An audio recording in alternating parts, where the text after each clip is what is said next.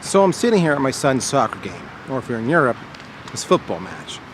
It's actually halftime right now. They're taking their time off and refreshing themselves.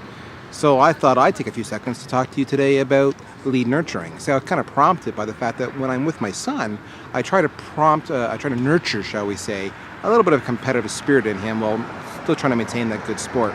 It's a relationship thing. And that's not unlike lead nurturing. See, lead nurturing is the act of constantly engaging with your opt-ins to maintain and grow a relationship that they've given you permission to initiate. And I understand, as I'm sure you can, nod your head and agree, that the biggest challenge often is doing that.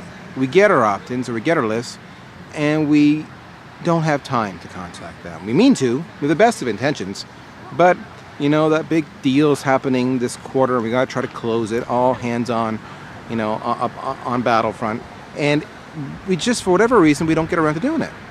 The day-to-day gets in the way. And it's kind of like a relationship with a significant other.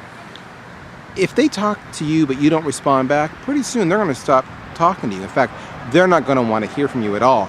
And that's not healthy. That's actually very bad. So your opt-ins are the same way. What you want to do is you want to nurture them. But of course, the key thing there was it was an opt-in. You don't want to nurture somebody who's never given you permission. A, in most places that's illegal. B, it's rude. And C, you're better than that. So get your opt-ins developed. We have videos on that. And let's talk about lead nurturing. It's actually the precursor to lead scoring, which helps you rank your leads. And we have a video on that too online here. Check it out. Here's the thing about prospects. Even if they opt in, they really don't like being bothered by your interruptions. Hi, how are you? Email, phones, whatever. When what you have to say is of no interest to them, it has no value, it has no benefit. They opted in because they thought you would give them some value. So, ironically, when you do offer value, they want to hear it and they're excited. So, one of the things about lead nurturing is it has to add value. Do you understand your audience? Do you understand their pains? Are you speaking to them? Does your content that you're going to deliver to them represent what they thought they were getting when they opted in? You got to be true to that. If you're not, you're going to lose your opt-ins very quickly, and that's bad. So the key for you is to identify what it is that you're offering that they like, and to make sure you deliver that. But also when to contact them, how often to contact them, on what medium to contact them, webinar, email, direct mail, and of course what to say when you do. So the next thing is it's about touching your leads periodically with compelling content from your company or yourself. Because what you're trying to do is you're trying to create thought leadership. You're trying to build a relationship where they respect you. Because if they respect you and they trust you, pretty soon they're actually going to start talking about you online and in their blogs, in their LinkedIn posts, in their Twitters. They're going to retweet you. And suddenly your cachet, your reputation, your influence goes up dramatically, all because you decided to engage them in a relationship through nurturing campaigns, and you gave them content that was specific to what they needed based on when they opted in. So when they do opt in, are you thinking about asking them what they want to receive? Almost an email preferences center. As we said, you're trying to establish thought leadership and grow a relationship.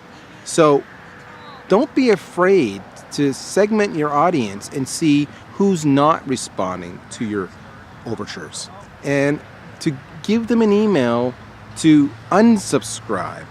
Some people think it's important to have a big list. That's actually not the case. It's more important to have a quality list. If they're not opening it, that's just actually lowering your conversion rate and lowering your click-through rates, all right? It's a false representation. So don't be afraid to clean house on a periodic basis. That way the lead nurturing really grows and you find your community. The fact of the matter is, you are trying to create a dialogue. You don't know where they are in the sales funnel.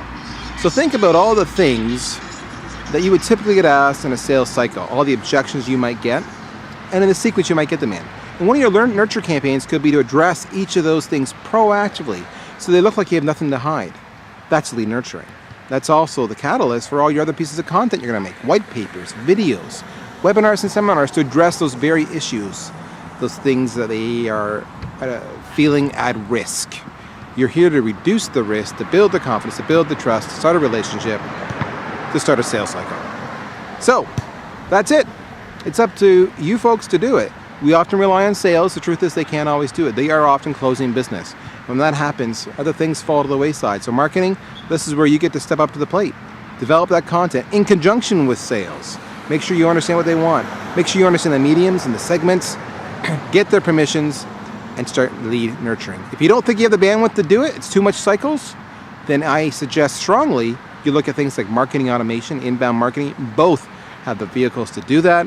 And the beauty is you make those campaigns once, and every time something triggers, they opt in, they register. The campaign that you develop, maybe 6 emails, what have you, once a month, go automatically with no involvement from you.